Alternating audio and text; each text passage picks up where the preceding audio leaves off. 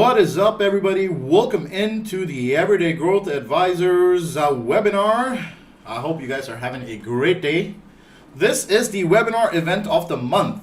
I hope that everyone is as excited as I am. This is the Options Trading Simplified webinar. And this is probably one of the most important webinars that we will hold in a long time. Today's curriculum is jam-packed, so I am going to get straight to it. But right before we start, I just want to say hello to everybody and welcome back into the live stream. It's been a really long time since we did another one of these, and I really like and miss doing these. So it's nice being back here, and I hope that you guys have a great time. Maybe some of you are sipping on some fine wine or some whiskey. Hey, I'm not judging. Even if it's 10:30, it's all good.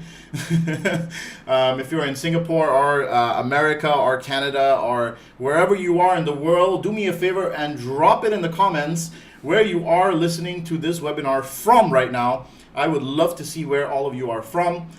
Secondly, if you have any questions, options related questions, definitely drop those in the comments right now, the chat box. I want to see it blown up. And then lastly, if you have been following this channel for a long time, I would love for all of you guys to tell me how long you have been following EGA for, and if anything has been helpful for you thus far. So just to give you guys a quick lowdown, this webinar is going to be extremely different from most of the webinars that we have held. This is going to be a classroom-oriented webinar, which means we are not going to be taking the approach of having slides this time. Why? Because this is going to be a teaching webinar, okay? So you can see the blank screen canvas. You're going to see a little bit of my Pablo Picasso drawing skills in action. For those of you that have taken the beginner and technical analysis course, you know that I joke about this a lot because I draw a mean Cybertruck. But yeah, you know what? We're going to have some fun. Definitely, as I said, drop all your ticker requests, all your questions, everything into the comments, and I'm going to answer them as I go along. If I see things that are relatable to the things that I'm talking about, I will answer the questions. More than likely, I will answer all the questions at the end. I'm aiming to keep this webinar within 30 to 40 minutes. So let's get into what the agenda is for today. First up, we're going to be doing a quick update on S&P 500 and the QQQ, which will be just essentially a market update for you guys.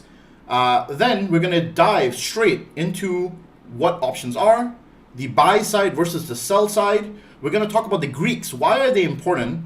Not only why are they important, but how do you remember these things, right? It's a lot of information. And, these days, options trading has been so overly, popularized.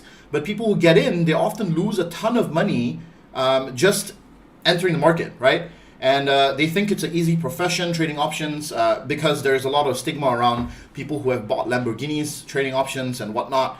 And I'm here to tell you and show you the reality that it could be easy, but it is more difficult than most people would think. So how do we simplify that process? We're going to also go through the most common mistakes that option traders make.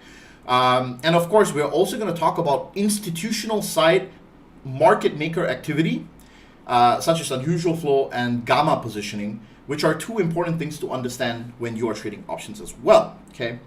Lastly, I'll share some tips and tricks with you guys. Some common questions on what we talk about on a daily basis. And also for all of the Discord members who are here and listening in, I hope that you guys had a good trading session yesterday, and I hope to see you guys tonight on the trading floor.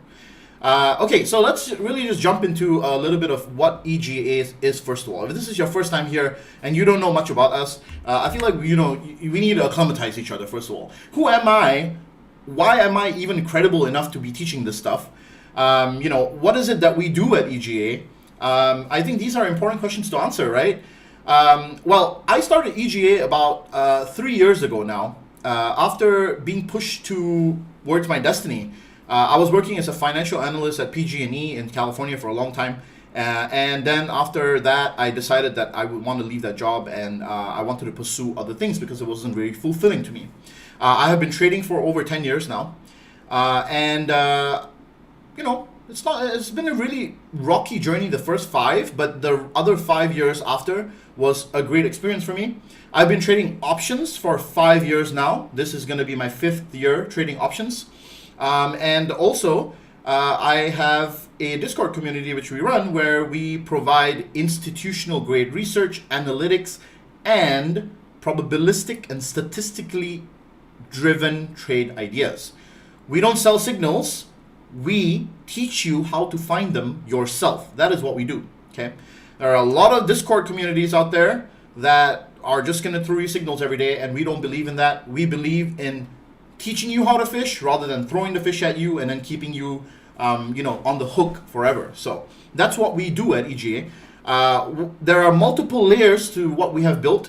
One part is the online school, which is the learncompoundgrow.com platform where we teach live classes and a complete trading education and mentorship program, which is completely immersive and has a practical inbuilt system.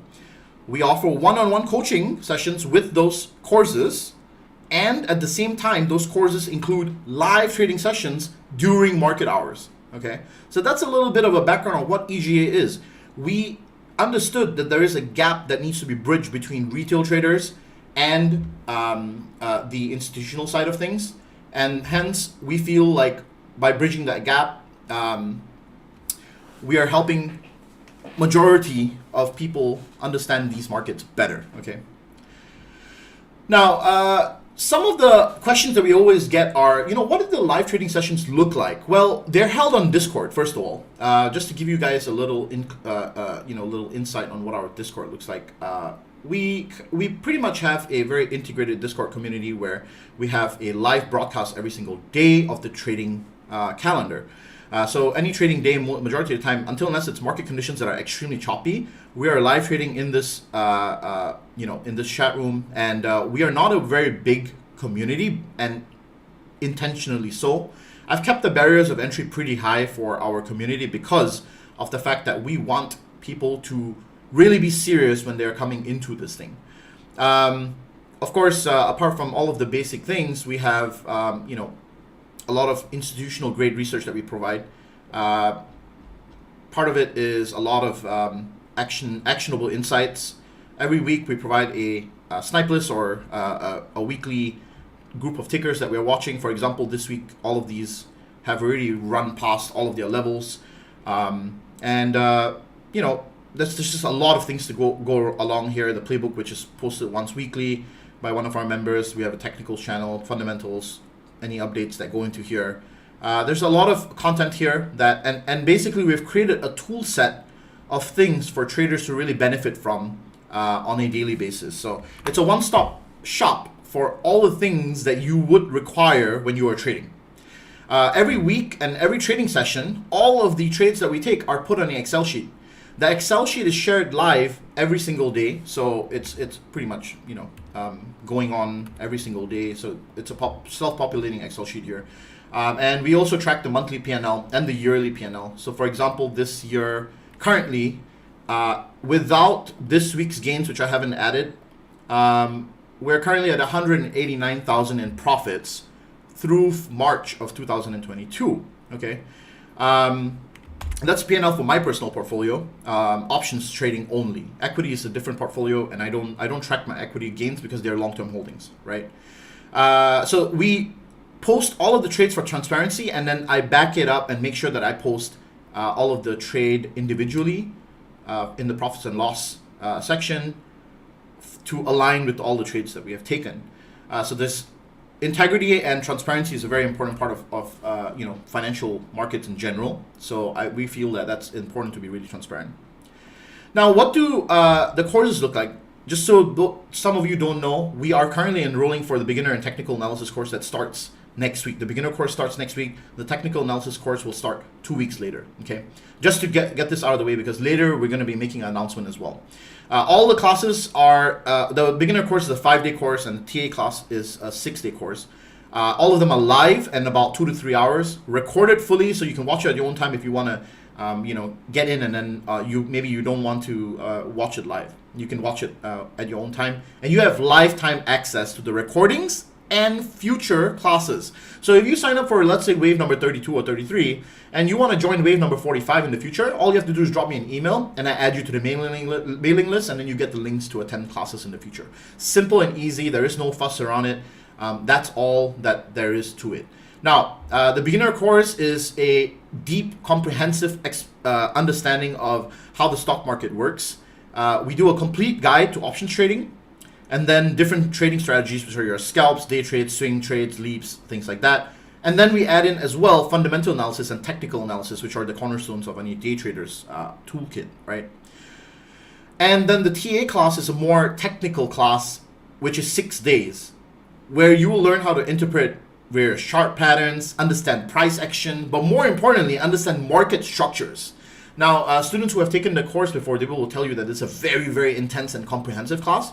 The idea here is to master breakout patterns, reversal patterns, Fibonacci trading, learning how to find exact entries and exit points using candlesticks and charts, and then of course level 2 data. But there's a ton more things like chart patterns, and also we include things like gaps or even institutional side liquidity engineering related things. Okay, so that's a little bit of insight on what the mentorship courses and what we do looks like. And then a lot of the students that graduate from the courses end up in our Discord, right? Now, if you purchase the bundle, you get 2 months access automatically, but we usually give 1 month access to all of our students, irregardless of whether they purchase the bundle. So I like to just make sure that everybody's learning, because the best way to learn is to apply what you learn right away. Okay?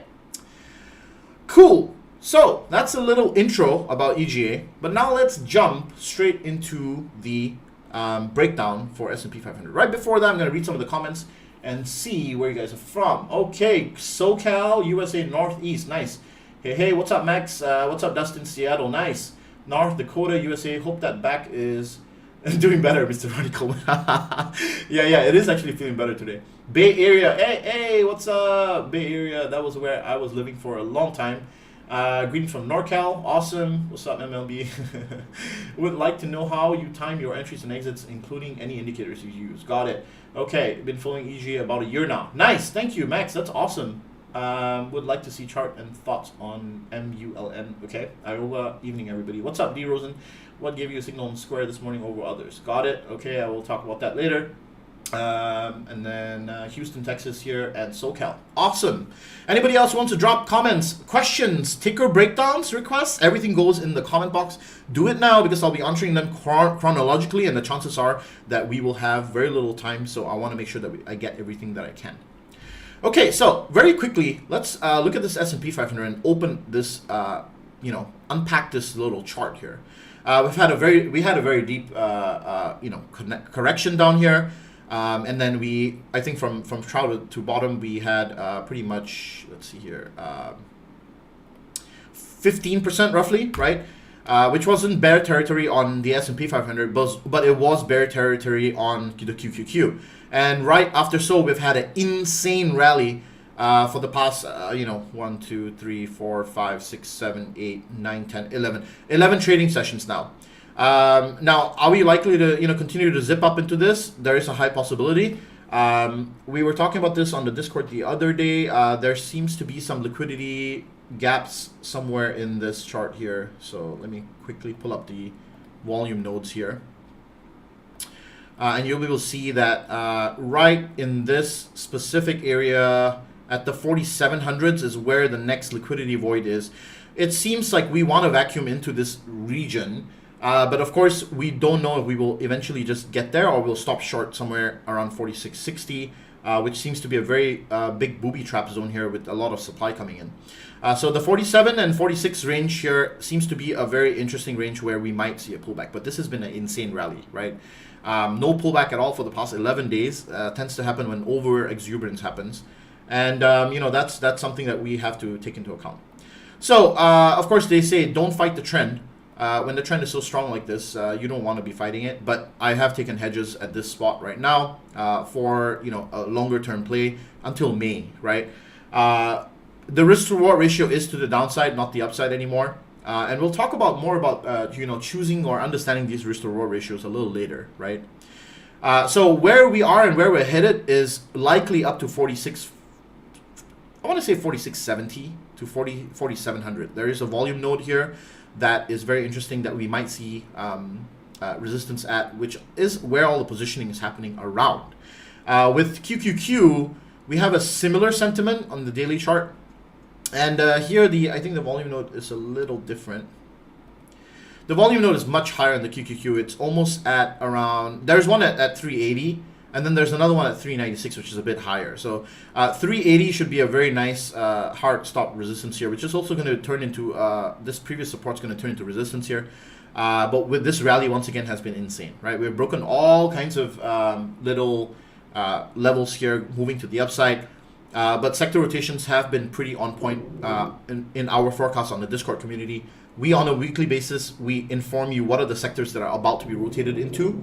And so that's something that we definitely inform you way in advance. So, for example, every week on the Discord community, you receive in T's updates a sector sentiment breakdown. And these are extremely important.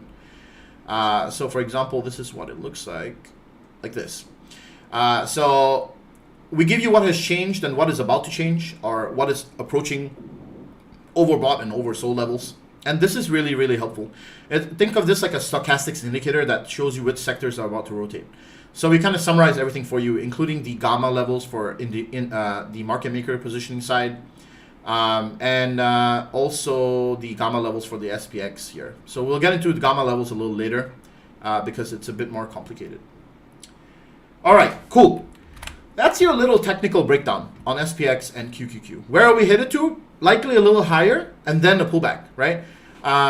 There has to be a pullback at some point. So don't get overly exuberant to the upside right now, because the risk to reward ratio is to the downside. In times like this, you have to be extremely cautious in how you're going to address your risk management, okay? Being at a key pivot point, everybody can get overly exuberant and say, hey, it keeps going up, let's just keep chasing it to the upside. It comes to a time where you have to actually stop trading. It comes to a time when you have to stop trading. Like today, we caught a few really nice moves on the live trading session, but we were playing counter trends. And the main thing here is catching pullbacks when they happen, only when you see the confirmations, right? So we saw a little snap red to green today, and a continuation of a melt up. What is mainly happening in this market is if you have caught us on the webinar on Sunday, which by the way, we hold another webinar every Sunday night in PST timing to break down the markets a week in advance. So every Sunday night we hold a webinar that will kind of forecast the whole week. And if you watch that webinar, we were talking about the short squeeze that just happened and is still happening. A lot of people have been overly short in this market in the past couple of weeks. And the more shorts that build up, the more there is the likelihood for the market to continue to squeeze higher, right? And why does that happen? Because the opposite of covering a short is a buy. And so when you cover a short position, you are actually adding liquidity for the upside, okay? All right, excellent. So let's jump straight into the options webinar, right? So that's what we're all here for. It's going to be a nice little lesson for you guys. So treat this like a classroom environment. I always like to tell all my students, there are no stupid questions. Ask all the questions you want to ask, because I will answer all of them, regardless of how long it takes, okay? Of course, if it's ticker breakdowns, those will go on a lower priority than questions that are related to the webinar, because we only have so much time that I can hold this webinar for, okay? And I don't want to take up too much of everybody's time, because it depends on where you are. It might be pretty late for you. So let's get straight into this, and we're going to talk about options, right? So what are options, first of all? And there are obviously two sides to options, which many people are not aware to, right? There's the buy side and there's the sell side, right? And the buy side is the side that everybody knows. The buy side is where you have the option to buy a call or a put, right? And the sell side, you also have the option to sell a call or a put. Okay. Now, when you're on the buy side, and I always like to tell everybody who takes a mentorship course, this is a page from the mentorship course so that you guys get a little bit of insight on how the teaching goes in class, right? You need to remember something very, very specifically about options. And that is, when you are trading options, you are not in the game of trading for money or premium. Okay? This is a common misconception that causes option traders to behave irrationally. If you constantly think about how you're going to flip money and premium, you're always going to be behind and you're always going to be lagging in the mentality that you require to really master this skill. The better way to think about how you're going to be trading options is you are actually a time value trader. Okay?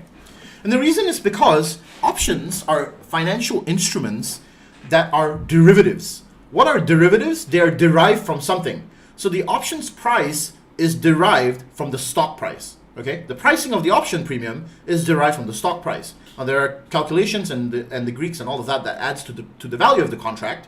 But remember that ultimately what you are buying is time to hit a target, an arbitrary strike at an arbitrary expiry. Okay, and when the moment that you buy an option, you are racing against the clock for this expiry to hit by this certain time, by the certain strike.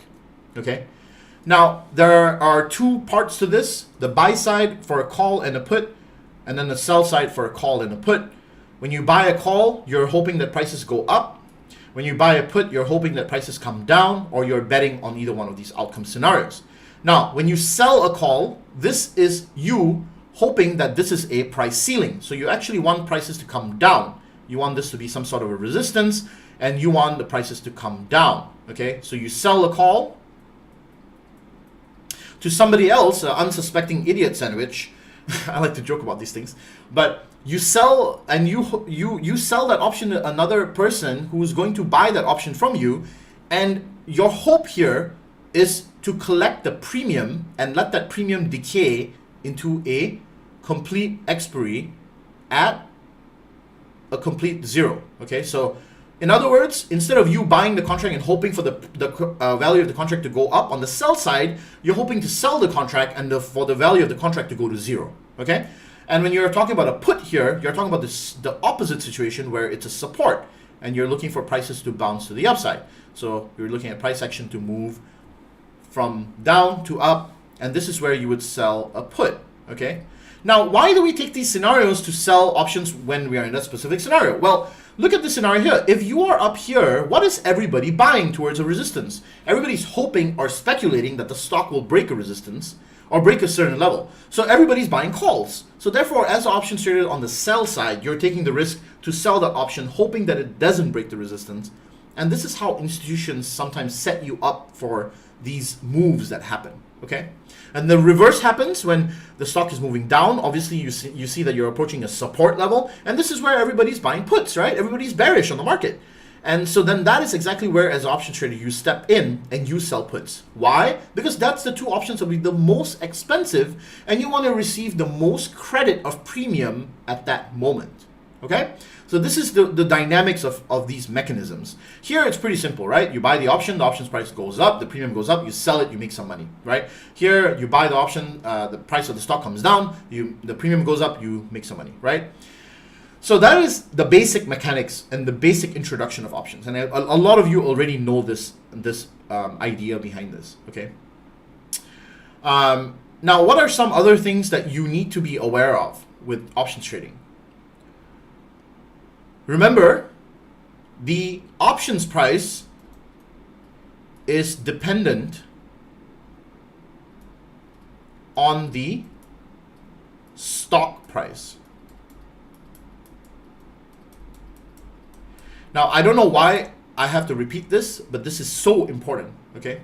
So I'm going to create a little poll here so you guys can answer it, because I feel like many people might not, or, might or might not.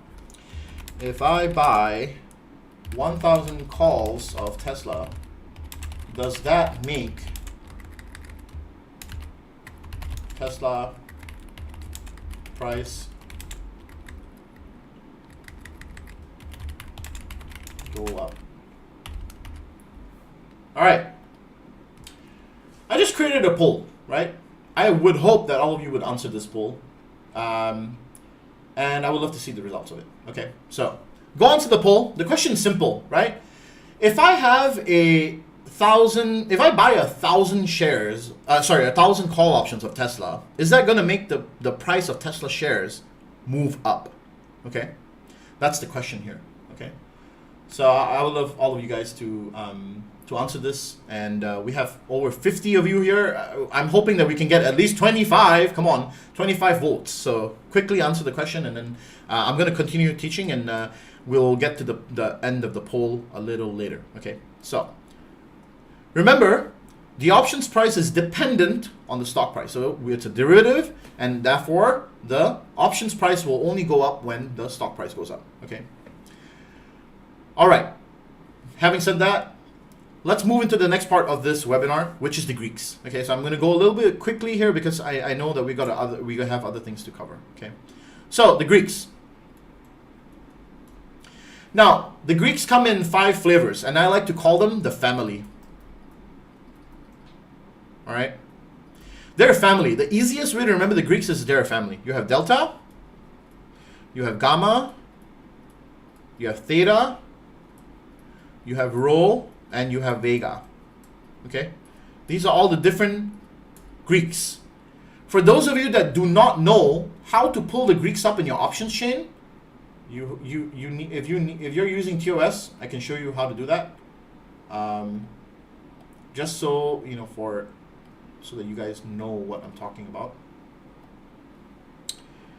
Now, under your layout tab here, you can go in here and you can actually customize your own layout. Okay, for me, this is what I have: delta, gamma, theta, implied volatility, open interest, and volume. These are the only things I use. You want to add vega, you want to add rho, go ahead, but you don't really need them. Personally, I don't use vega and rho much. Vega is a measure of volatility per dollar move. I like you, and you can kind of tell where vega is going by looking at gamma and theta. Okay, so when you study options in school, then you probably understand more the deeper relationship between all of these Greeks. But for very simple illustrative purposes, you can customize your own little thing over there. Okay. Yeah, let's see this poll here. End this poll real quick. So, the poll, 79% of you said no, and 20% of you said yes. And see, this is one of the reasons why we have to do these polls sometimes. So, once again, the answer to this question is obviously no, right? If you buy 1,000 calls of Tesla, it's not likely to move the price of Tesla up, okay? There are certain situations which are called gamma squeezes that it could happen, but in a regular sense, it won't happen. Why? Because the derivative doesn't move the stock price. It's the stock price that moves the derivative, okay? So that was the exercise that I was trying to get at and trying to make sure that you guys got down, okay? So let's talk about the Greeks real quick. Delta is what I like to call the main component of the options that gives it its meat and bones. And this is the father of the family, okay? Father. This is father. This gives the option its value, okay? Its main value, all right? Also, it measures the option sensitivity price per dollar move of the stock. So if the stock price moves up by $1, then delta moves up by a factor of 1 delta. Okay? What does that look like? So let's say you have a contract which is a premium of $2, and the delta of that options contract is, let's say, 50 cents. And the stock price went up by $1, then we would simply add 50 cents to the premium to get the new premium, which is $2.50 estimatedly. All right? This is not an exact number, but this is how delta usually works. So when you look at the delta of the contract, you're looking at the per dollar addition or deduction from the contract value if the price of the stock goes up by $1 or down by $1. Okay? It's pretty straightforward. What does gamma do? And gamma is the mother or the wife, right? She looks at delta to measure the change of delta. Just like how every wife is very suspecting of their husbands. What are you doing? Where are you going? Right? Those kinds of things. Gamma is the same way. Gamma looks to delta and sees where those changes are, and gamma tends to be at peak when we reach at the money. So the gamma curve looks something like this. Okay, and this point right here is at the money. All right, so it starts to peak and then it comes down like that. Okay, this is how the gamma curve looks like. Delta curve looks like this. And this is 1 and this is 0. And somewhere around here is 0.5. Okay? So the relationship between these two, they have a very harmonious relationship because they're interdependent on one another. Okay? Now theta, on the other hand, is the son of the family. Okay? And the son of the family, he has a very unique task. But this guy, he's also a procrastinator. Okay, I'm sure you guys had like school projects when you were younger, and you know, when you were in school, you had a project that was due a month away, and you were like, you know what, I'm not gonna watch this right now. I'm gonna just do this later, right? Well, theta is the same way. When you have a further expiry contract, theta doesn't decay that quickly. The moment that it comes closer to the deadline and you are closer to expiry, theta starts decaying violently. Okay. So the decay of theta starts rising exponentially the closer you get to expiry, all right? And this measures the decay to a contract, okay? Rho measures the rate of change for in sensitivity to interest rates. This is I like to call her the auntie, or you know that one auntie who shows up every once in a while to your family reunion or whatever, and you don't really know who she is, but she shows up once in a while. Yeah, that's who Rho is. So this is interest rates related. Does it make a huge impact? Not very, okay? But because there's a time value component in interest rates, it affects all derivatives as well, okay? And then finally Vega, who is the daughter of the family. She measures the sensitivity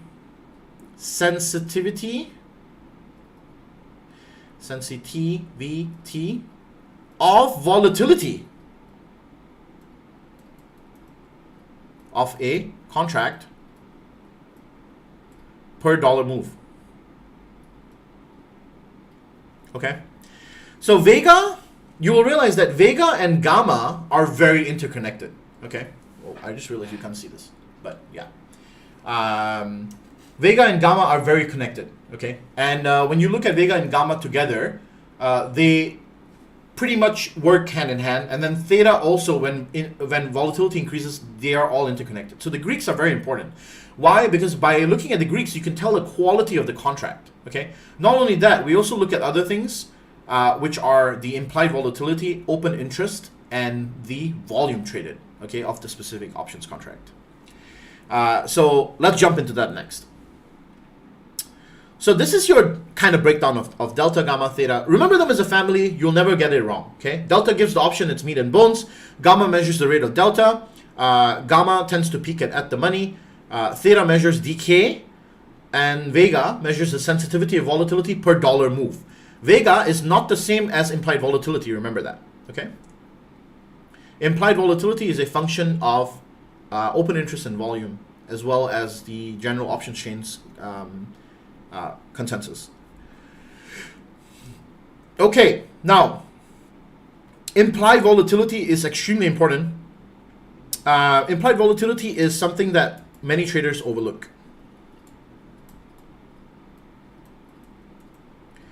Okay, I want to ask you a quick question. How many of you have taken a trade and immediately the moment you take it, it gets into a negative trade? Like you buy an option and then it goes negative right away. How many of you have experienced this? Be honest. Drop a comment. Let me know. Let's see. One influences financial market shakes out. Okay, what does it mean by gamma neutral, zero gamma? We'll talk about gamma later. Okay. Now, one of the reasons why this is happening to you is because you're not looking at all of the various things that are going into choosing contracts, right? How many of you actually look at the implied volatility of the options when you're trading it? That's an important question as well, right? This is something that many traders overlook. Implied volatility is an important factor because it shows you the crowdedness of the options contract, of the options chain, of that specific expiry, of that specific contract, okay? This is one of the reasons why you are constantly losing money in options. It's because you're not looking at the implied volatility when you're trading, okay? So let's do a quick little expectation of this, okay? 30 to 50% implied volatility, then you have 51 to 80, and then you have 81 plus all the way to 100 plus, okay? These usually come in 3 batches like this.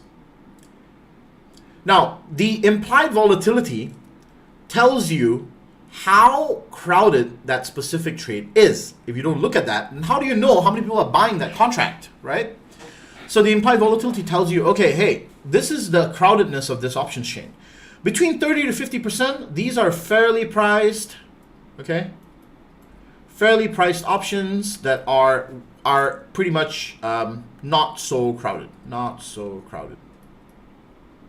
right? Okay. Then once you get to 51 and 80%, these are now moderately priced, right? And when I say moderately priced, I mean slightly approaching overpriced. 80% is already like we're approaching the level of overpriced, okay? And these are getting crowded. And then finally you have the 81 to 100 plus. Now this over here is overpriced options. This is a do not touch zone, okay? Just to show you guys the craziness of how things can get and why people lose money.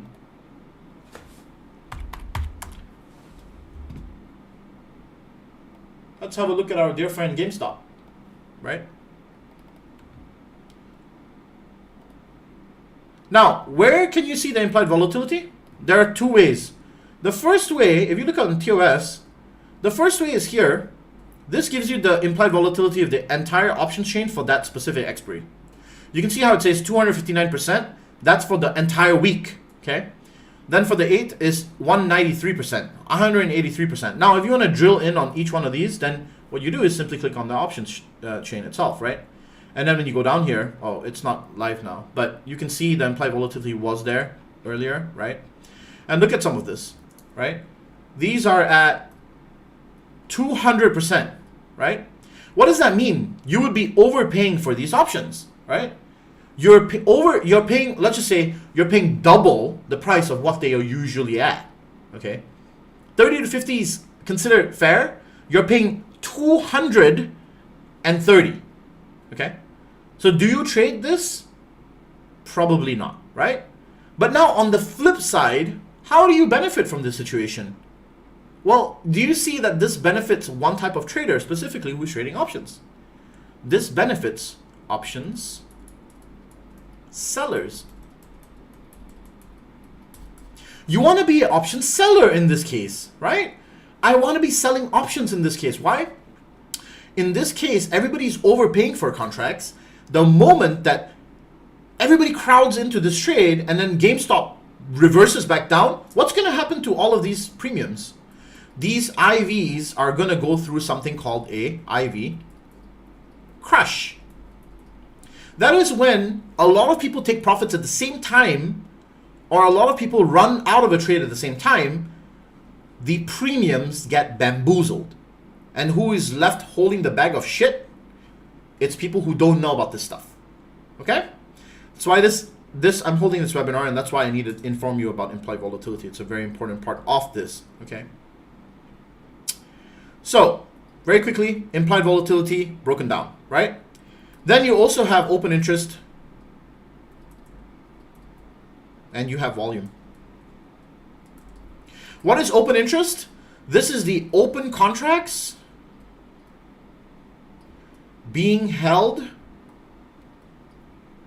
open to close daily.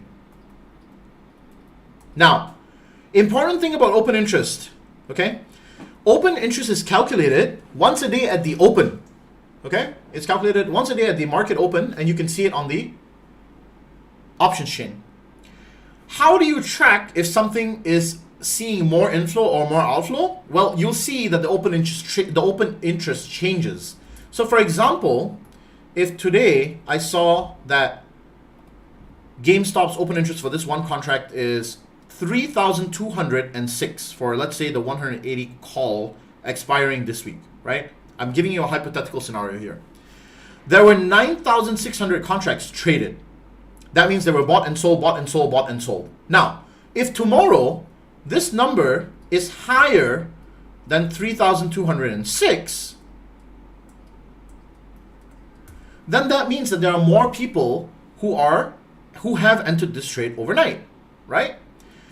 And then the volume goes back to zero at the market open. The volume is something that is tracked live. So you can see the volume changing throughout the day, but open interest only changes every market open. So you'll only see the open interest change before the market opens. You'll have a couple minutes before that, you'll see the open interest change, and you can get that data from the CBOE if you have a direct connection. For me specifically, we pay for institutional site flow, so we get the open interest changes way in advance before the market opens. We already know what has changed, right? So we get those reports sent to us. Like, okay, these are the ones whose open interest changed the most. It's part of the institutional research on our Discord community, right? So when we talk about this stuff, it's important to track open interest and volume, because volume shows you the interest and the liquidity in the options chain, right? You don't want to trade an option that has this kind of open interest and liquidity, right? Why? Only 22 contracts traded, right? And look at that spread. You realize that the more volume and the more open interest they will have, the tighter the spread, right? See the spread here, the spread between the bid and the ask is 50 cents. Here, what is the difference between the bid and the ask? It's $4 almost, right? So you need to remember these things. They are all important parts of option trading, all right? Very important. Now, all right, let me read some of these comments. There's a lot of comments here. By the way, hi guys, welcome into the stream. Hope you're having a good time so far. If this stream has been helpful for you so far and you're enjoying it, drop a comment. Let me know. Also, smash the like button if you can. That's how we're gonna get more people into this stream. I would truly appreciate it if you could hit the like button. That helps the YouTube algorithm to give us exposure to the rest of the community. So I would truly appreciate that. Okay, let's see. Like I was lost interest in buyer, and after buy sell, buy the sellers pop up. Wolfgang, I feel you. Barely me. I keep hearing this term IV crush. Finally, how the price go up where you bought it, yet the contract can still be negative. Yes, that's exactly what happens. When the IV of a contract is too high, it means that there are too many people overcrowding that trade. So at the slightest amount of people that sell, it's going to cause the contracts to go negative. Okay, that you have to understand that. It's kind of like a rubber band, right? Think about IV like a rubber band. If a rubber band is at the starting position, it has a lot of room to stretch, right? And that's the 30 to 50% range. You want to be there before it starts stretching. When the rubber band is halfway stretched, it's that 50 to 80%. When the rubber band is maximum stretched, right, and it's about to snap, that's your 300, 400%, 200, 100% range of IV. And then the rubber band snaps and goes back to the regular position. Okay? That's how the best analogy I can give you for the implied volatility. All right? I look at it, but I don't understand it. Have also game GME, blah, blah, blah. Yep, that was likely the bid-ask spread, Darren, da-da-da. What happens if you were to touch 81, 100%? You don't trade. You don't trade those options. We have very simple rules. Discipline is a very important part of trading, okay? You don't trade those options. You just move to the next trade. Don't tell me that is the only ticker you can find to trade. Come on. There's 1,000 things happening in the stock market every day, and that's the only thing you want to trade? Doesn't seem realistic to me, right? Or just sit out for the day. Come back tomorrow, right? The market's not going anywhere. It's not running away from you, right? What's AMC? Look for fun, paying higher strike available. Yeah, that's crazy. So it's the best practice to look for IV between 30 to 80%. 30 to 80%, yeah, that, you could say that. I typically don't try to go beyond 70. However, I will tell you this. If it is 80% or 90% IV, then I'm only going to be scalping because I'm only in there for a short amount of time, right? Now, remember that IV is also related to theta, okay? And so I'm going to talk about this in a second with the common mistakes that we're going to go through, which is now going to come up next. Okay, how is everyone feeling so far? Is the pace of everything okay? We're going to get into the common mistakes now. And these are glaring mistakes that you guys make on a daily basis. And listen, I'm not trying to personally attack any of you. If you feel personally attacked, you're doing what I'm telling you that you're doing, this is your sign to change something, okay? Take this webinar as your golden opportunity to introspect on the ways that you have been trading poorly and to make a better system for yourself, okay? Now, we're not saying that, you know, you have to like go and make some drastic changes, because let's be realistic. Trading is all about practice. It's all about time in the market, and it's all about understanding that there are a lot more things to learn every single day. I've been trading for 10 years and I'm still learning every day, okay? So there is no, you have to have the mentality that you're gonna keep learning, okay? How important are Greeks on day trading options? Extremely important, extremely important. When you're day trading, however, mainly you want to look at open interest and volume because you're looking at liquidity. If you're looking at scalping, Greeks are not that important, but I like to look for high levels of gamma and delta as a good mix, okay? More on this a little later. Okay, common mistakes. Let's get into it. Are you guys ready? Take a deep breath because I'm going to be calling a lot of you guys out. And I really mean it from a place of love, not from a place of trying to call you guys out from you know, like trying to be all like mean and stuff. Okay, number one, most common mistake people make. Okay? Tell me how many of you do this.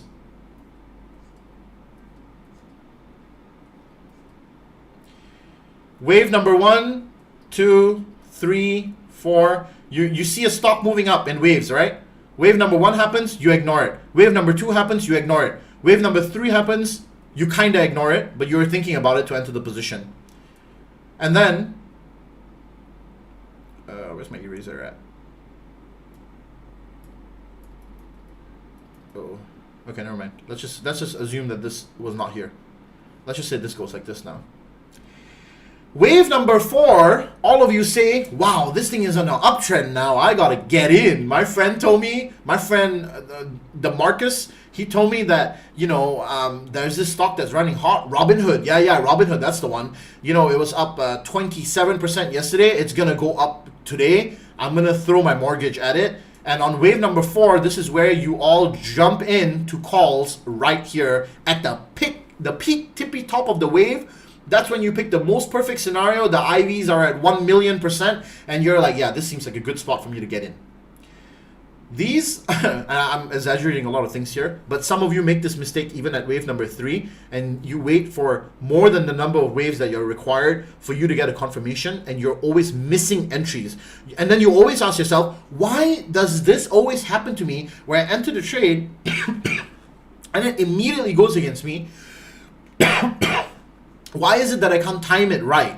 Why is it that I can't get this timing correct where every time I enter this trade, it goes wrong, right?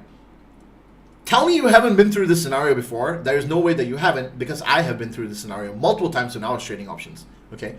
The reason is because you are buying calls on a wave up, first of all. Number one reason, okay? You never buy calls on the wave up. You always buy calls on the bounces. You always wait for a level of a support. You wait for the bounce on the support, and then you enter as it is starting to get towards the next wave. Okay. The ideal entry for an options trade on a, let's say, intraday chart on a, let's assume we're talking about a 15-minute time frame, is the second wave bounce coming off from a trend reversal. Okay. This is what we call a two-wave confirmation, and we teach this in the beginner course and the technical analysis course, which, if you want to learn further about, you can take the course and we will be explaining it in full detail.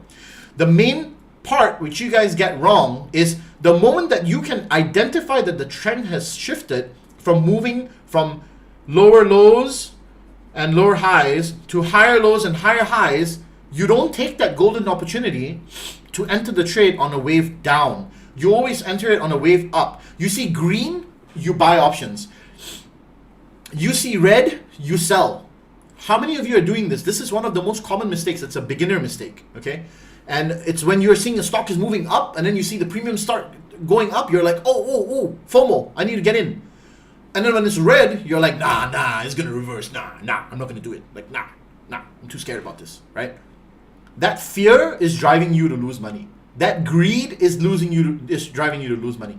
Your two emotions that control you are literally driving your portfolio down, okay? In order for you to make money in the stock market, you have to take risks, right? So how do you take this kind of a scenario and control your risk on it, right? Well, okay, I'm not going to get into the options pricing and how do you set stop losses because that's a topic for the beginners course. But to give you an example, if let's say you enter your trade somewhere here, right? Don't you realize you can control your risk? Like a lot of you think of it from the perspective, it's like, oh no, what if I'm wrong? You know, this thing could continue to go like all the way down. Yeah, it could. But remember, that's why in trading we keep stop losses, right? So you're assigning a risk, and let's say it's arbitrary risk of about 10 to 15% below you.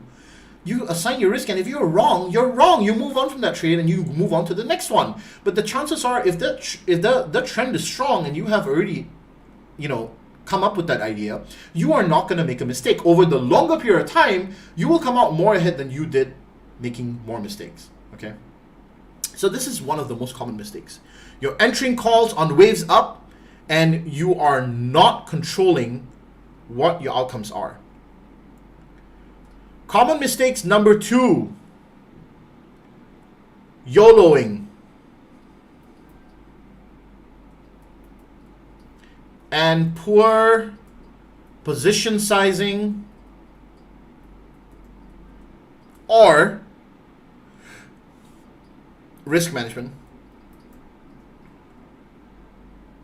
Now, you can trade naked options if you know how to. Well, there's a bunch of people with questions. Okay, I'll answer that in a second. However, with risk management, you really have to be careful, okay? This is something that you really have to keep your mind open about. Now, position sizing has to be comparative to how much is in your portfolio. If you have a $1,000 option account and you're looking to make this into 100,000, you are already in the wrong mindset, okay? People who think that this is possible, you live in what is called a fairy tale land, where that is a lottery, okay?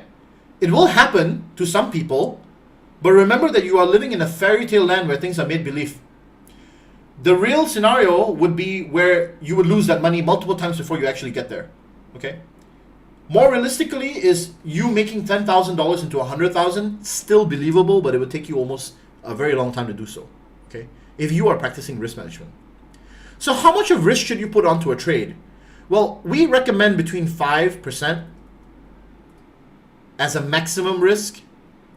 But if you have a small size account, then this could go all the way up to 10%. Okay? When we talk about small accounts, we're talking about $10,000 accounts.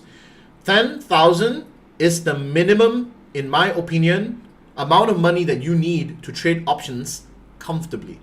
Which means to say you will be able to buy quality contracts instead of quantity contracts. And on top of that, you will not YOLO your account, okay? A lot of you try to find, you know what you try to find? You find cigarette butts. That's what you're trying to find. You try to find these burnt out options that have the ability to gain 10,000% in a day. You will be right one of the times, but all the money that you will spend on finding those contracts are going to lose you your money eventually, because that's like basically saying you're finding a needle in a haystack that's going to give you those gains, okay? So 5% for small accounts, 10% for bigger accounts. This is your standard risk management practice, okay? And then, obviously, number 3, not looking at Greeks, not looking at the OI, and not looking at the volume.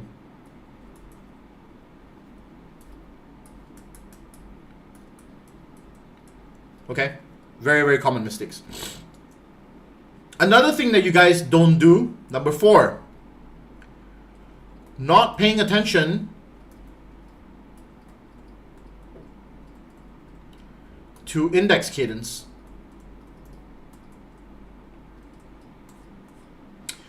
Example, you're looking at a stock like Nvidia and you want to trade this to the upside. Great, you have your trade idea. You've confirmed the technical parts of it, you've confirmed everything else from it, but what you fail to confirm is where and how NASDAQ is going to behave in comparison. Index cadence is one of the biggest reasons why people lose money sometimes. Not tracking how the underlying stock is performing with cadence of the stock market in general is going to lose you a lot of money if you don't pay attention to it. You have to pay attention to this. Is absolutely one of the most important things when you're options trading, because the pressure on the S&P 500 and the NASDAQ to the upside or the downside is going to cause a lot of pressure on the underlying options. Okay? If the stock market is bullish, it is very likely that option premiums will rise.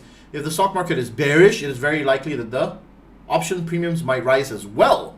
Why? Because the VIX will start to pop. And when the VIX starts to pop off, everything becomes more expensive. Okay? That's an important part of it. Okay, let me answer some of these questions real quick. Have you encountered an instance when you bought a put option and the share price of the company drops by right, the option price would increase, but it doesn't note that the IV is the same? Am I missing out something? Put option, the share price of the company drops by the... That could be an IV crush. That could be an IV crush. If the IV is the same, but then you could have not noticed that it was a crush.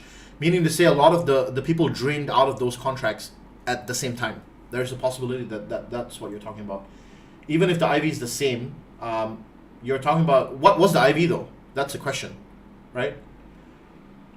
It's Nelson, and then also that question requires me to have more insights on what is that exact trade, because that's a very generic situation, right? You got to give me more details. Maybe DM me on Instagram. We'll talk more about it. Send me a screenshot. I'll answer your question on Instagram. Anybody who wants to reach out to me on Instagram, you can always do so, right? I always answer questions whenever. When you cover theta, can you cover how far out expiry you'll be taking in day trade, scalping versus swing, or recommended? Darren, so we cover this in the beginner course extensively. Unfortunately, I don't have the time to cover all of this here. But you know what? If you reach out to me on Instagram, I will answer your question. Go ahead and do it. Or if you want to take the beginner course, and that also will work. Do you have any videos on intro to stocks and investments? Kalani, go check out our YouTube channel. It's a treasure trove of information. Cool. Now, next common mistake. Chasing market news, fads, meme stocks, and not realizing that they are illiquid. This is also another reason why you guys lose money. You chase a stock without looking at the open interest and volume. You don't realize that there's not enough liquidity to go around. You enter the trade, but you can't get out. So you buy the contract, but then some idiot sandwich sold it to you, and now you are the idiot sandwich, and you can't sell it to another idiot sandwich. So ultimately, you are the fool because you can't get out. Okay? Illiquid options can be... You can avoid illiquid options by looking at the open interest and volume. And we typically look for more than 500 open interest and at least more than 500 volume traded on the day. This is what we consider, okay, there are enough idiot sandwiches for me to trap or to pass on the trade to. Okay. Thank you guys for attending so far, by the way. I hope you guys can just take a second, smash the like button if you haven't. If you're liking this stream so far, there's a lot of things here that we're talking about that are going to be helping your options trading journey. Yeah, keep posting your questions. I'm reading them. Trust me, I will answer them as we go along. All right. Those are some really common mistakes. Now, let's talk about how do you solve these problems, right? And then also some tips and tricks, right? So, very quickly, one of the most common questions that I have received is, how do you know when to scale in to your options? Or how do you not when do you not scale in? Okay. And my answer to this is very simple. You boil it down to a science, okay? So let's say you have a, you've caught a stock and it's on a trend, right? Well, if it's still in trend, right? And it's still on the uptrend, no matter how much, whatever times it touches the trend line, maybe it breaks the trend line, goes back up, etc., etc. If it is still in the trend, and let's say at this point, my options is down 40% and it's a swing trade, or it is down 50% and it's a swing trade, this is where I would generally choose to average down on my options, okay?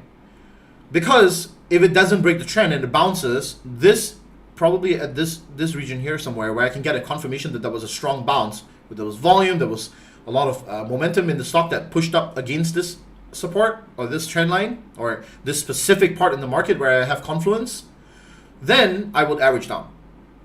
When do I not scale in? I don't scale in when, and I will cut the trade if the trend is broken. So for example, da da da da da da da, rah, and then da da da da da da, right? Well, you know that at this point here is where the trend was broken. You had the retest, you had the rejection, and right here, somewhere along this part here, this is where I would exit. Let's say I was bullish in this case, right? On this reversal, this would be my exit, right? So scaling in is a matter of understanding whether the trend is still intact, number one. Number two, is there still a conviction for this trade? Okay, very simple. Don't overcomplicate your trading experience. Keep it simple, all right? Now, I only average down when I'm at 40 to 50%. Sometimes 40 doesn't cut it. 50, yes, makes sense. You're half down and there's still a strong conviction for the trade to turn around and go back. Yes, I will average down because it makes sense. If it's not and it breaks the trend, cut the trade, move on, right? These are usually swing trades though, right? I don't let day trades get to 50%. That's very rare for me, right? Now, yeah, whenever it breaks apart resistance, yes, that's right, absolutely. Now, what about selecting good quality contracts? How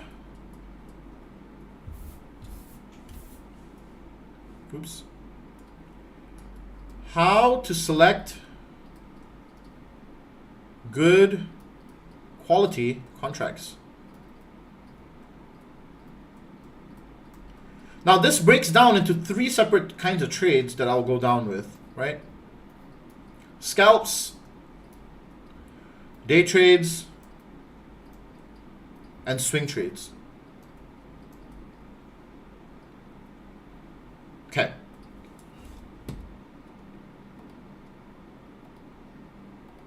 Very quickly,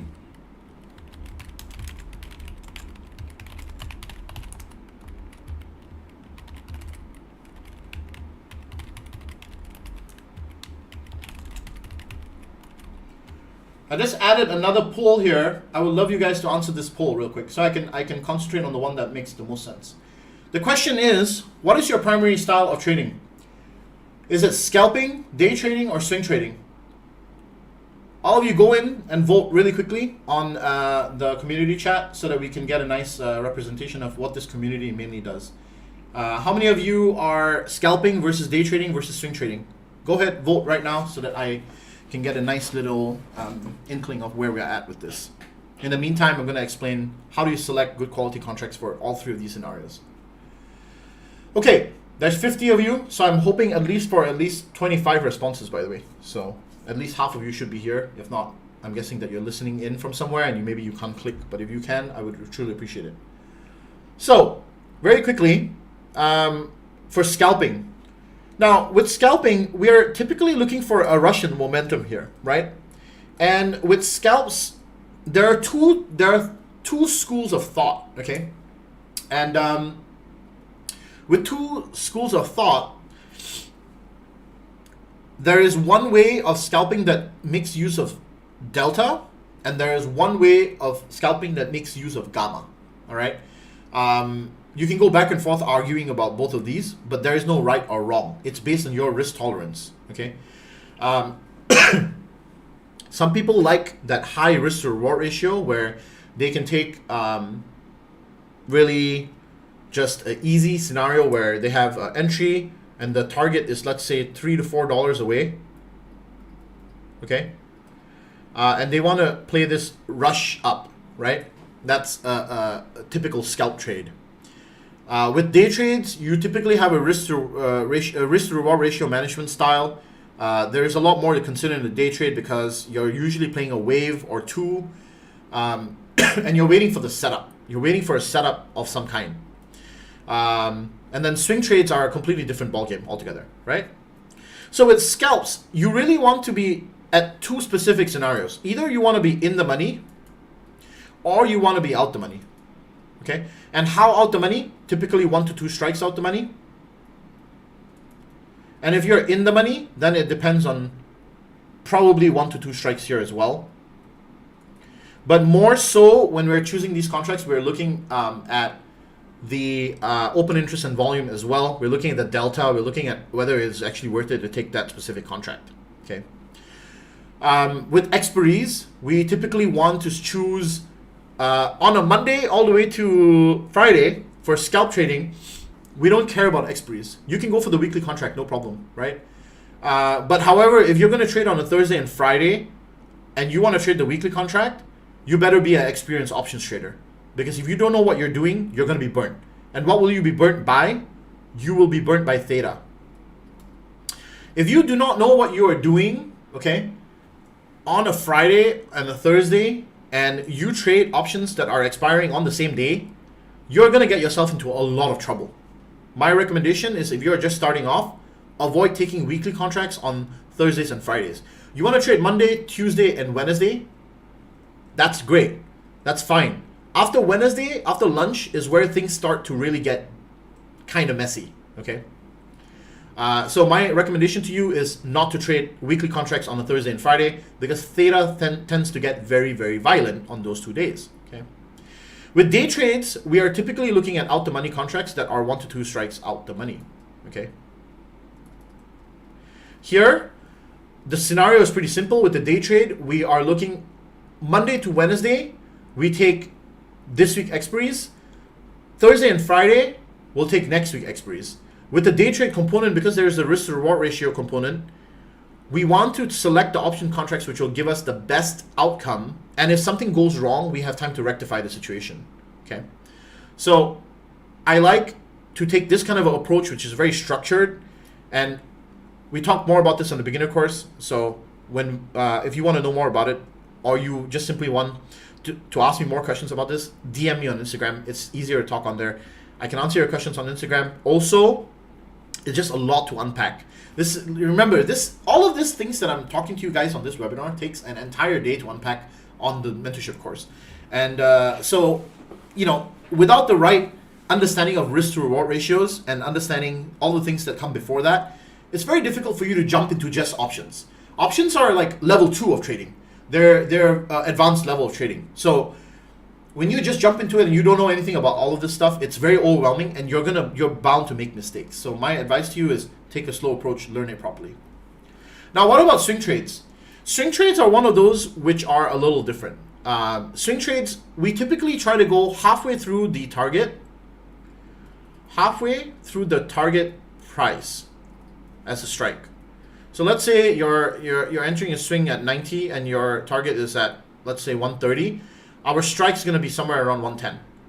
We take a halfway movement because we want to take advantage of two specific things, which is a rush in gamma all the way to at the money, and then a rush in delta all the way towards a strike. Okay, so we want these two accelerations to kick in, and so we take half the target price as our strike. With expiries, we do usually there's a 50 to 80 day out expiry here. This is the time window we usually go for. 50 to 80 days will give you the best blended options period. Okay, it's time and time we've already studied this for years, right? And that's how you're gonna really scale down and really zero in on how to select these contracts properly. Okay, that's the basics of it. All right. And okay, that's really most of the tips that I have for you guys, and we are kind of running out of time, so I don't want to drag this options trading webinar too long. So let's see, end this poll real quick. Swing trading. A lot of you are swing traders. Okay, that's my preferred style as well. I'm a swing trader. So 46% of you were swing traders, scalping 26, and day trading 26. Okay, that's cool. That's good to know. All right. Well, this is good. This is a good mix of different people here, so it's good to know. Let's see here. Scalps, day trade. Today was super sideways and choppy. I agree. I feel like I need to slide into some more swings around the same time I slid into leaps. Sure, get a nice mix of varying run-ups. Yep, that's a great idea, Wolfgang. I appreciate. I agree with you. MLB, give the man a thumbs up on his video too. Low, he dropping some knowledge. Thank you, MLB. I appreciate that, man. Why only trade those days? There are specific days which you would avoid trading because of the option Greeks that are not going to be in your favor. So you have to be careful. Okay. So we're coming to an end here. I want to open it up to Q&As, but right before we open up to Q&As, I want to make a quick announcement that for all of you that are on this webinar right now, we do have an announcement on the courses. And that announcement is a webinar special. So every webinar, we make a special announcement for only the people who are attending the webinar. Okay. So you can use these two codes that will give you discounts on the courses when you sign up, which are starting next week. The beginner course and the technical analysis course, which will be the week after. If you want to take the bundle, it's going to be 30% off. Okay. The website is learncompoundgrow.com. You have it linked in bio on the Instagram page, or you can simply click on the link below in the description of the video. There's a link there as well for the course sign up. This is going to be only for the people who are attending this webinar. We will not be posting this replay on the video on YouTube for the next couple of days until the course starts, because we want to be fair to the people who have come to this webinar and can take advantage of this coupon. Okay, so other people will not have access to this discount code. It'll only be you guys. Worth every penny, alumni here. Aw, thanks, M. Yeah, I think M, you must have been like from a very early wave, right? I think maybe even like less than wave 10, right? I'm pretty sure you're one of the top 10 waves. We are now currently at wave number 32 and 33. I can't believe it. It might be 33 and 34 actually. 32, 33. I think it might be 32 and 33. It's crazy. We've already done 33 of these waves. Wave 3. I knew it. There you go. Yep. What time frame do you use for each scalp, day trade, and swing trades? Okay, I'll get to the time frames in a second. I'll answer your question. What time of day are live recordings of the class? So all classes are held at 9 p.m. Eastern time or 6 p.m. Pacific time. So they usually are for 2 to 3 hours. If you can't attend, the recording is sent to you. So for example, if you can't make the class, we'll send you the recording right after class is over. It's rendered and then sent to you via email that you signed up through a Google Drive link, and you'll have access to it forever. Okay. So that should be enough for you. Now, write the code down. Make sure that you know what it is. So if you take the individual courses, you get 20% off. You use the code EGA20 off. Remember, this is cap sensitive, to make sure it's all caps. EGA20 off, OFF. And here it's EGA30 off for the bundle. Okay. There were some cues before the first poll unanswered, in case you missed. Thanks, Kyle. I'll go have a look at it right now. Okay.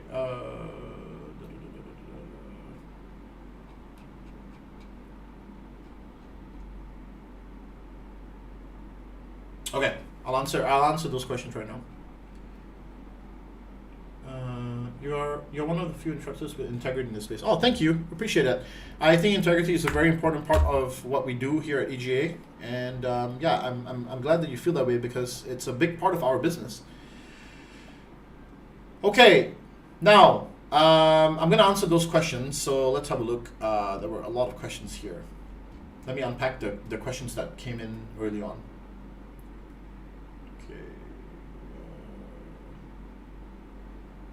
MLB asked, would like to know how you time your entries and exits, including any indicators you use.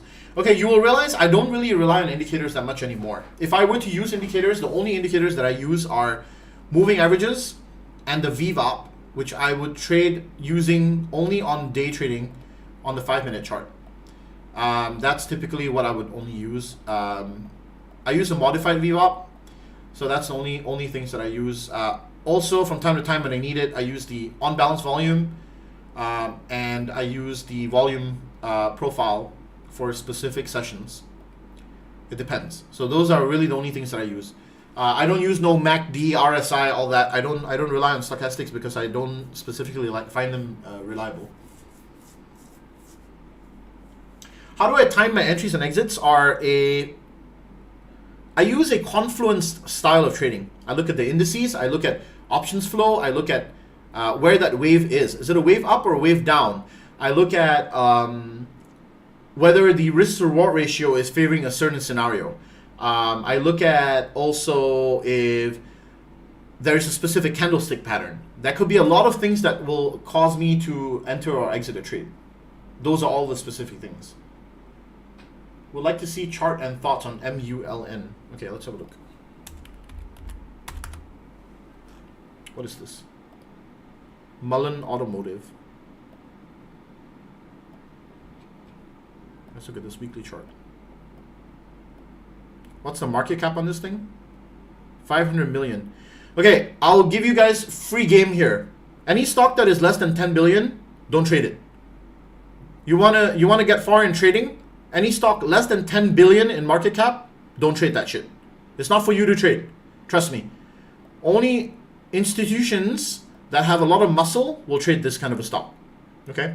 And yeah, it makes huge moves up like this, but that's exactly what you got to be aware of. The huge moves up are followed by huge moves down. Volatility like this is not your friend.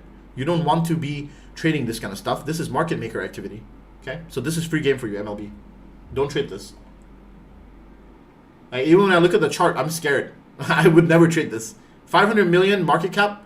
Just imagine one hedge fund just has to come in and sweep a bunch of these shares and it will manipulate the price, right? So just think about that for a second. What gave you a signal on Square this morning over others? Okay, let's have a look at it. Let's unpack Square this morning. So this was a trade that we took in the Discord today. I think it was like $1,000 in profit. Let me see. Yeah, $1,000 in profits. A 145 call is what we played. Okay, so this one was pretty straightforward, I think. There was a 1 hour chart. We were looking at a 1 hour chart. Square was bouncing from the previous resistance here. So this was the level we were looking at. And it bounced firmly on that level this morning, and then it started to move to the upside. One of the things that caught my eye was a lot of unusual flow that came in. And then we entered somewhere around here upon the break of this level here, and we took the 145 call to play to the upside here. Now, I didn't want to risk holding it through the night and having a resistance clap over here, so we took the profits off, and I took $1,000 off this trade. Pretty straightforward, if you ask me. Oh, and volume was there as well. Let me just turn on the volume real quick. There we go. So that's really just looking at the price structure. That's the best way to answer your question. That's the reason why we took it. Okay. Opinion about the yield inversion and looming recession and what to expect in the future market. Okay. So yield inversion is an interesting topic right now because that usually precedes a recession, historically speaking. However, will it really truly happen is another thing. The Fed's rate hikes are signaling a strong economy. A recession would mean a weak economy, so we have a dichotomy of ideas here. First of all, that means that the bond market is calling the bluff of the Fed. Okay, that's the way to interpret this is the bond market is saying, hey, Jerome Powell, you're full of shit. That's what the bond market is saying. Is that really truly going to be the case? Because bonds are really oversold right now. That's the reason why the yields are inverted, right? And personally, I feel that there is a very strong case for bonds to rally in the next coming months, right? because we have been very oversold here, especially if you look at the fat tail of the bond market, which is the 20-30 year bond ETF, which is TLT. You can see that it's been oversold into a very, very strong demand zone here, and we are starting to see a little bit of a bounce, right? A little bit of a bounce. Can we go lower? Probably can, but will we go lower? That's a different thing. We'll see if we'll eventually get that, right? But so far, so good. We're seeing some consolidation here. Consolidation is good. And what I think is that in the future market, we should possibly see bonds retrace back a bit, at least back up into 134s on TLT, and then on TLH, we should see the retrace back into around 137, 138, which is the dual zone here. The main pressure here is on shorter term bonds, and that's the interest rates that will eat into the real yields of these bonds. So that's the main thing here that's causing that idea, okay? Favorite sectors going into next quarter or next few months. Financials and energy are now rotating out. Technology and industrials are now rotating in. So I would like to see those two sectors taking charge in the next couple of months. Seasonality wise, remember this is a mid-election year. So we'll probably see a lot of technology stocks benefiting from a re-election of a Democratic Party, right? That's mainly what I'm looking at right now. Can you chart bros? Sure. Okay, there's only a few of these things that I can chart right now. I don't want to... okay. Pretty straightforward with the technicals here. 9 billion market cap. Okay, this is actually not that bad. A break above, which it did break today, but then got clapped. A break above 62.71. You need to hold this level very strongly here. I would say break above, come back, retest. Then only can you take this to the upside to play the $80 rally or the 70, let's say actually not even 80, $72 rally. So a bounce on 62, give us upside to 72. And I would take profits at 72 rather than taking profits at 80. Don't be greedy here. Take your profits off, your profits here, and then leave some runners for the upside up to 80. That's what I would do. That's how I would break the chart down if you're trading it. The risk off sentiment, you would have to probably take somewhere off here at around 58 or so. 58 would be a risk off. So that's where you would put your stop loss. The upside here would give you a 1:3 risk to reward ratio. So that should be nice to the upside. If you're trading equity or if you're trading options. That's the way I would break that down. What influences financials more, the rising interest rates or the flattening yields? Curious to know how that shakes out. So definitely rising interest rates influences financials a lot more. However, right now, what has happened is we have been pricing in financials rally for a long time. So financials have rallied for a very, very long time. We were being priced in that, oh, the interest rates are going to rise, interest rates are going to rise, interest rates are going to rise. Remember, when interest rates rise, financials benefit from that. Now what we're seeing is that we're getting a pricing in of the interest rates rising, and then the market is pricing in the cool down of the interest rates now. So financials are actually starting to look quite contrarily bearish right now. So the market's pricing in the fact that financials are going to take a little bit of a hit here. That is what we're looking at right now. So that's how I think it shakes out. Especially if the bond market sees a rebound, then yields start to drop. Then we'll see a imbalance in the financial sector.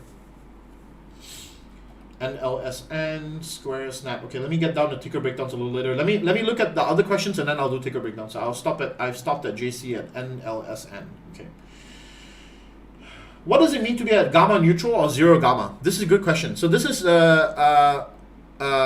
idea that we use to describe market dealer or market maker activity. When we talk about zero gamma, we're saying that the market maker has zero gamma exposure. How does a market maker make money? A market maker makes money only when they have exposure on the market. If you take a call option, if you buy a call option, that means you're betting a stock price to go up. The market maker has to take a counter position against you. What does that mean? They have two ways to do this. One, they go short shares. Or two, they buy a put. If they buy a put, or they short shares, they have to take a counter position against their own position to hedge this position. The way they do this is by either buying a call. This is what we call a gamma squeeze eventually. If too many of these things happen, then this is what we call a gamma squeeze. Okay? Or they buy a put, then what do they have to do? They have to go and buy shares. And this is what we call a short squeeze. Okay? So these are two scenarios. The reason why these two will happen is not when, so it's not a chain reaction of the offset of all of these events happening from the get-go. This is the effect. This is the effect, the later effect of these mechanisms happening. So it's not immediate. It's an effect of this happening in multiple chains going on and on and on. Okay. So when we talk about zero gamma, we say the market maker has zero exposure in the market. Market maker doesn't want to be in that position. They want exposure because the more exposure they have, they can take counter positions against you. And when you close out those positions, they take those positions from you.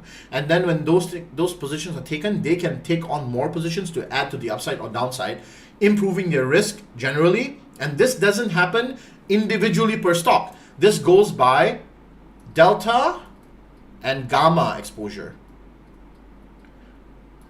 The market maker doesn't look at things from the perspective like, oh, I have 1,000 Tesla calls. They look at the gamma exposure and the delta exposure. They have so many things going on at the same time, right? So they look at a dashboard by gamma and delta. They don't look at the dashboard by how many calls and puts we have. It doesn't make sense for them to quantify that way, okay? So to answer your question, zero gamma is when market maker has no exposure. This is a position market maker doesn't want to be in. They will always try to push out or above or beyond this point. Okay. Let's see the rest of this.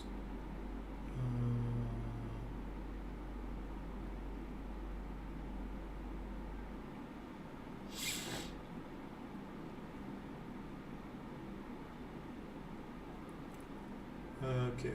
Let me see. Can you cover NVIDIA? Sure. How is the VWAP used? Okay. It's mean. Jay Powell made it sound like we should expect a more aggressive approach to inflation. This leads me to believe the 0.5 hike rate in May would this potentially trigger a rug pull. No, the market has already priced this in. The seven rate hikes is already priced in at this point. Also, the 0.5 rate hike is for sure happening, but there are only, I think, 3 out of the 7 Fed chairs that are agreeing to the 0.5 or 50 basis point rate hike. So we'll see how the situation develops. We'll know more information when we see inflation numbers, right? Every month we have inflation numbers. So April inflation numbers will give us a good inkling on where May's decision will land. That's how we look at things. Okay. Great video on Discord on this for anybody who is not aware. Just watched it a couple hours ago. Yeah, we have a video on gamma exposure on the Discord, and I explain it more in detail there. Okay, going back to, let's see. I'm pretty sure I covered the rest of the questions. Let me see.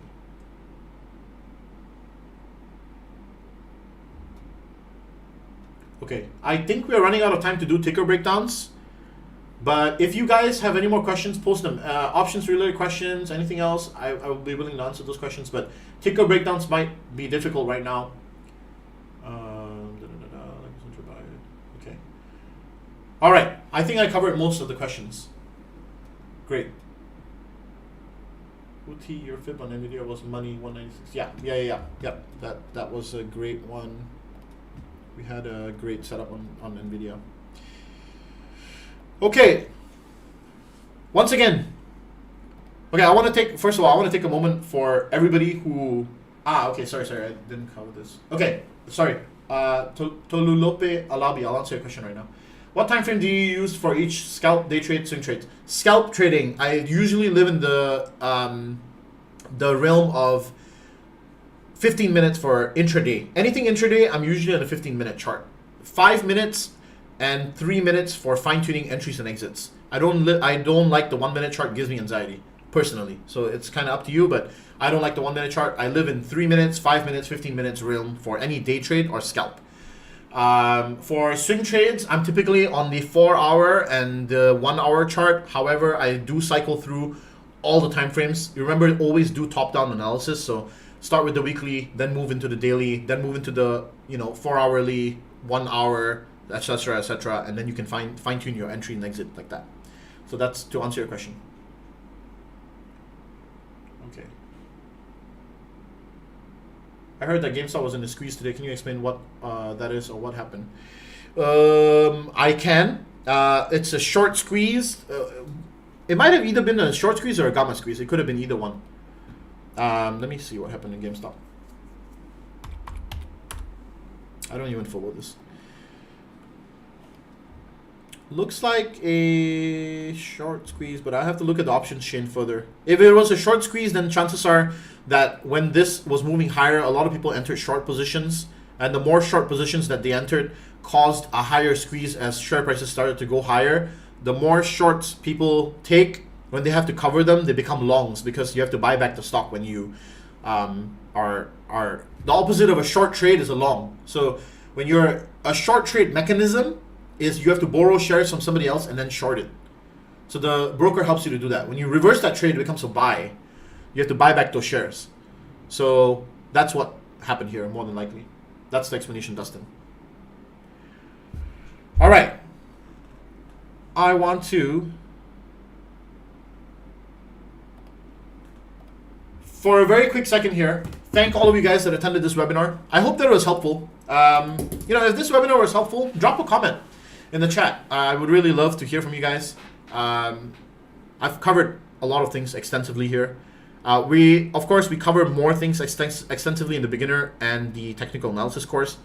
Once again, EGA 20 will get you 20% off the individual courses, and EGA 30 off will give you 30% off the bundle. If you're looking to really up your game, go for the bundle. That's obviously the best deal. You'll be saving a bunch of money. We hope to see you in class this coming week.